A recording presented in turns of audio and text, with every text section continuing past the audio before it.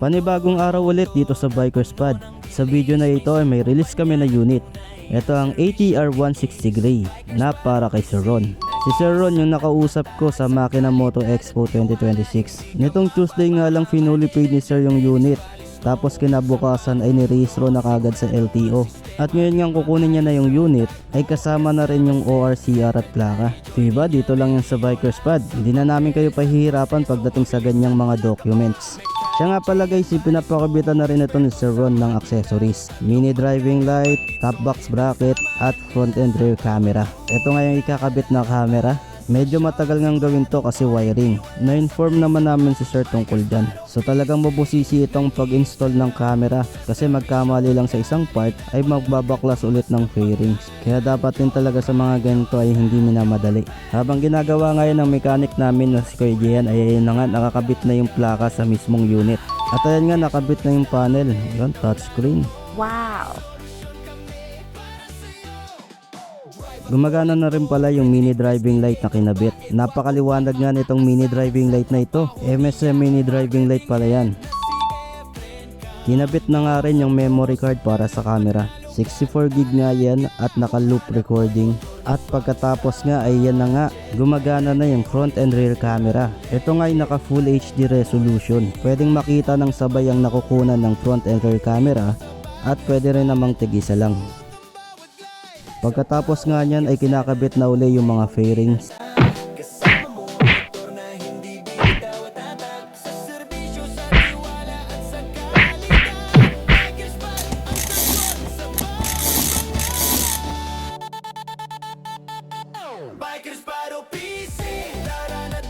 Pagkatapos naman yan ay siniset up na rin yung mini driving light.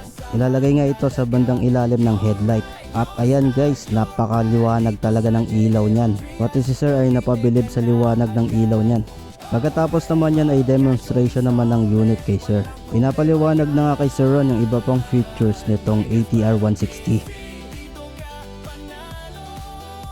Start. So, adjust natin ng konti po yung headlight mo sir kasi medyo mataas. Awayin ko mamaya, makakawain ko. Kasi nga, likod lang umikot.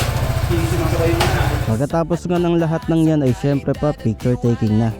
Kaya congratulations ulit kay Sir Ron sa bagong-bago niyong ATR 160. At thank you sa pagtitiwala sa akin at sa Bikers Pod. Pwede nang makapag-ride, may ORCR at plaka na. Ride safe always sir. Kaya sa mga naghahanap ng units na Bristol, dito na kayo sa Bikers Pod.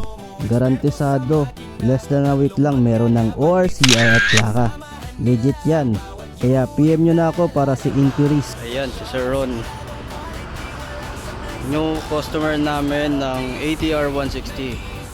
Ayan, nakausap yan sa Makina Moto Expo 2026.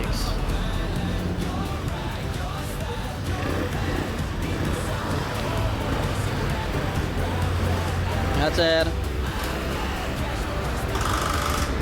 Ayun lang guys, maraming salamat sa inyong panonood at kita-kits ulit tayo sa mga susunod ko pa na videos.